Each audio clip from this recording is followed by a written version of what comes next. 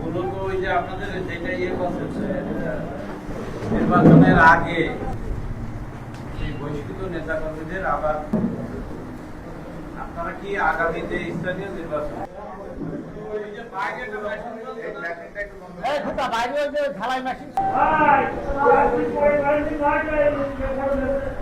তাদের অনুসারী যারা আছে ধরেন বহিষ্কৃত হয়েছে দলের থেকে এখনো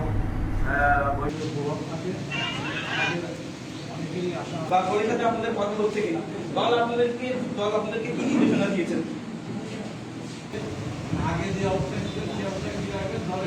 গত ত্রয়োদশ জাতীয় সংসদ নির্বাচনে আমরা এই আসনটি পুনরুদ্ধারের ব্যাপারে অত্যন্ত আশাবাদী ছিলাম।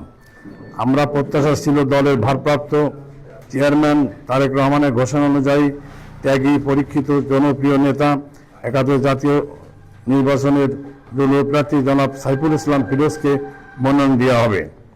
কিন্তু অত্যন্ত দুঃখের বিষয়, জোটগত রাজনীতির সমীকরণে এমন একজনকে মনোনয়ন দেওয়া হয় যার সাথে এই জনপদের মাটি ও মানুষের কোনো সংযোগ ছিল না।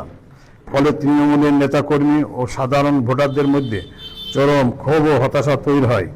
সেই আবেগ ও দাবির মুখে সাইফুল ইসলাম ফিরোজ স্বতন্ত্র প্রার্থী হিসেবে নির্বাচনী প্রতিদ্বন্দ্বিতা করেন। মূলত এলাকার নেতাকর্মী ও ভোটারদের সেন্টিমেন্টকে সম্মান জানাতেই আমরা তার পক্ষে অবস্থান নিয়েছিলাম।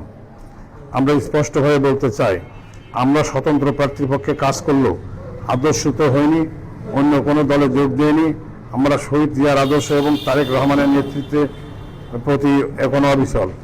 নির্বাচনের ফলাফল বিশ্লেষণ করলে দেখা যায় দলীয় প্রার্থী চেয়ে স্বতন্ত্র প্রার্থী প্রায় 22,000 ভোট বেশি পেয়েছেন।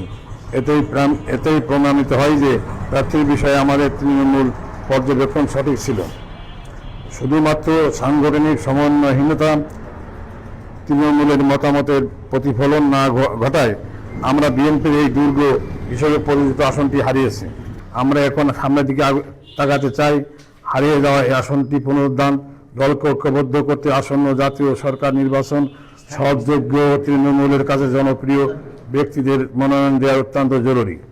সেসব সাথে এলাকার রাজনৈতিক পরিস্থিতি বিবেচনায় 77,000 ভোটারের আস্থা, ভরসার ঠিকানা জাতীয়বাদী স্বেচ্ছাসেবক দল কেন্দ্রীয় সংসদের সাবেক সিনিয়র যুগ্ম সাধারণ সম্পাদক জনাব সাইফুল ইসলাম ফিরোজ সহ আন্দোলনের সংগ্রামের মাধ্যমে গড়ে ওঠা নেতৃত্ব কালীগঞ্জ পৌর বিএনপি সহ যুবদল, স্বেচ্ছাসেবক দল ও ছাত্র দলের সকল বহিষ্কৃত নেতৃবৃন্দের বহিষ্কার আদেশ প্রত্যাহার ও কৃষক দলের বিলুপ্ত কমিটি পুনর্বলের দাবি জানাচ্ছি।